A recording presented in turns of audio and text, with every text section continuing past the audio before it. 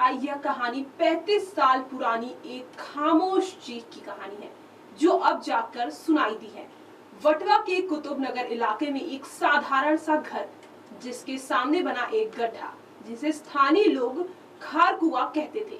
सालों तक ये जगह यूं ही रही। लोग आए, लोग गए, मकान के मालिक बदले, लेकिन किसी को अंदाजा नहीं था कि इस जमीन के नीचे एक खौफनाक राज दफन है। यह कहानी शुरू होती है साल 1992 से, जब मुंबई की रहने वाली फरजाना उर्फ शबनम प्यार में पड़कर अहमदाबाद पहुंची थी। उसे क्या पता था कि जिस शख्स से वह मोहब्बत करती है वही उसकी जिंदगी की आखिरी कहानी लिखने वाला है। शमशुद्दीन, जो पहले से शादीशुदा था, और फरजाना के साथ उसका रिश्ता धीरे धीरे विवाद में बदलने लगा। प्यार झगड़े में बदला और झगड़ा एक खौफनाक अंजाम में। गुस्से में आकर शमशुद्दीन ने फरजाना का गला घोट दिया। हत्या के बाद उसने सिर्फ एक इंसान को नहीं मारा, बल्कि सच को भी दफनाने की कोशिश की।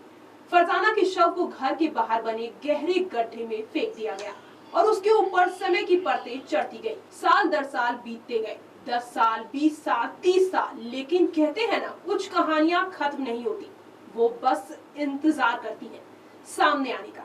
इस कहानी में मोड़ तब आया जब आरोपी का परिवार, जो उसी घर में रह रहा था, अजीब अजीब अनुभव करता था। रात की खामोशी में किसी की मौजूदगी का एहसास, अनजाना डर और एक ऐसा खौफ जो समझ से परे था। डर ने उन्हें इतना जकड़ लिया कि उन्होंने तांत्रिक का सहारा लिया और यहीं से वह दरवाजा खुला जो 35 साल से बंद था।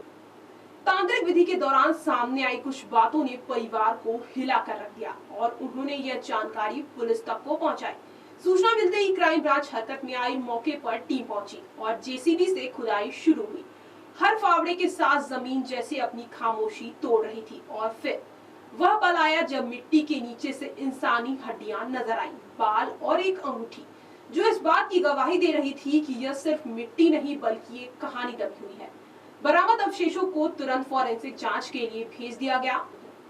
डीएनए टेस्ट के जरिए यह पुष्टि की जाएगी कि वह अवशेष फरजाना के ही हैं। हालांकि इस कहानी का मुख्य आरोपी शमशुद्दीन अब इस दुनिया में नहीं है, लेकिन कानून का पहिया अब भी घूम रहा है। पुलिस उन लोगों तक पहुंचने की कोशिश कर रहे हैं जो इस राज के गवाह थे या इसमें किसी तरह शामिल थे।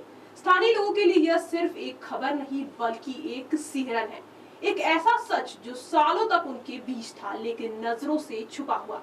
35 साल तक दबी रही यह कहानी आज फिर सामने आई है।